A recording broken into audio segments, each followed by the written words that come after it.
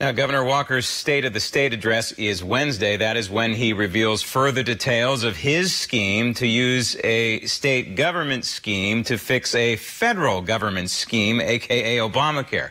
But what if we, the people, had the power to repeal Obamacare since Congress refuses? Guess what? We do have that power. Joining me now from Southern California, Executive Vice President for Citizens for Self-Governance and spokesman for the Convention of the States Project, Mike Ruthenberg. Mike, we do have the power indirectly through Article 5 of the United States Constitution. The framers of the Constitution gave us a direct method to amend the Constitution. So we, the people, if we happen to trigger an Article 5 Convention of the States, if we, the people, say, hey, we would like to ban Obamacare and any kind of form of government health care through an amendment to the Constitution, we can do it. We certainly could, and using the Constitution to save the Constitution by the states was put in there for a very specific purpose, and Obamacare is a poster child for that. There are ways that we can fix the Constitution so things like the Commerce Clause aren't hijacked for forcing things down our throat that a particular legislature wants us to have. And that's what Obamacare did. They used and abused the Commerce Clause of the United States Constitution. And you see the machinations going on in Washington, D.C. regarding the budget. What if we had a balanced budget amendment, and part of that balanced budget amendment was a requirement that these buffoons in Washington, D.C. bring the budget in on time? That would be for the new fiscal year. Again, it's within our power, and it's actually one of the items proffered for a potential convention of the states, correct? It is, and there's so many things that if you use the people in the states, you completely circumvent the federal government. You take the people, the self-governing people, the backbone of what we were raised on here in America, to come up with those ideas and other ideas that are so popular with the people that it gets ratified by such a high bar, which is 38 states, into the Constitution. We can absolutely fix those problems. If Washington, D.C., and that is the Congress, passes DACA legislation, the president, for some reason, signs it, but the American people are against it, that, too, is something that could be redressed in some sort of amendment to the United States Constitution. Right now, our only recourse would be to challenge it in the court system. And the court system was never really set up for something like this, challenging a law of this nature. It's in the Constitution, of course, that Congress does decide things regarding immigration. But the bottom line is another possible amendment to the Constitution is a way for we, the people, to have our hands in the pot of repealing a piece of legislation that we don't agree with. Well, let's take it another step. Let's say you like the idea that the Supreme Court is the supreme law of the land, but they don't always get it right. We have our Constitution, which is that little 17-page booklet that everybody's seen. We have the annotated Constitution, which is 7,000 pages.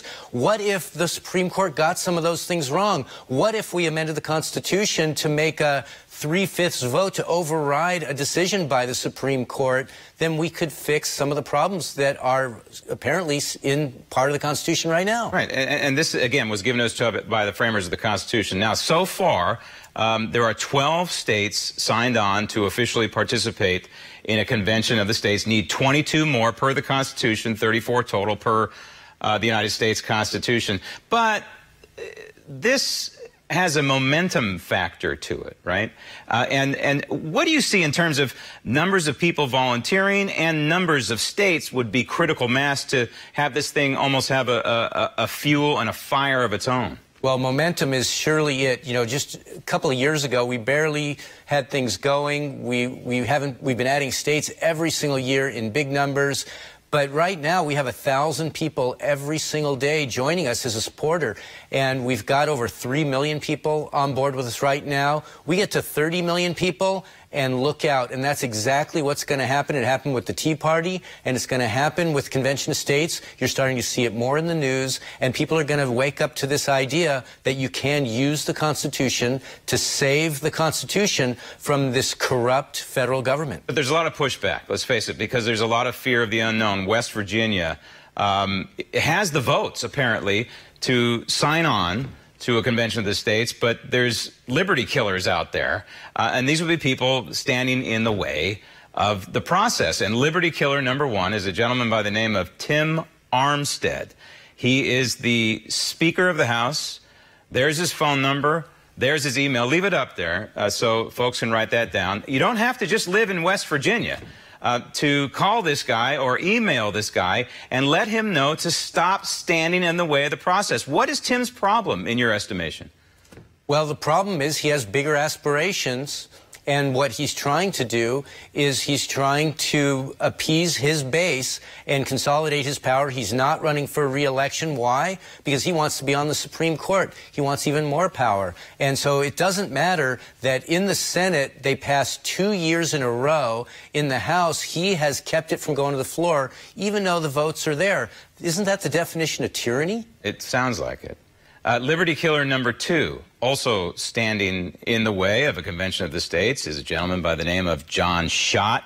He is the House Judiciary Committee chairman. There is his phone number.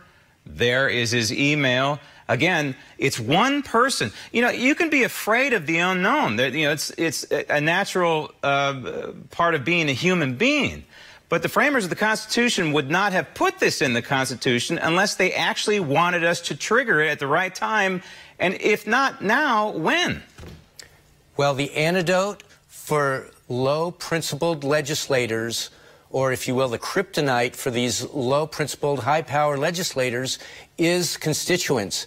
And the more constituents you have, the louder they get, the more principled our legislators get. It's just that simple, and that's the antidote. You got to reach out, you got to participate, and all of a sudden these guys will fall in line. You know, we'll put these up on our social media for folks if they didn't get to write those phone numbers and those emails down. We'll replicate those on our social media. But the bottom line is we can't let two legislators stand in the way of the will and what folks should do, the right thing to do, constitutionally speaking, of 2 million people in West Virginia. That's the bottom line, and hopefully this will help with that overall momentum you speak of. Mike, thank you.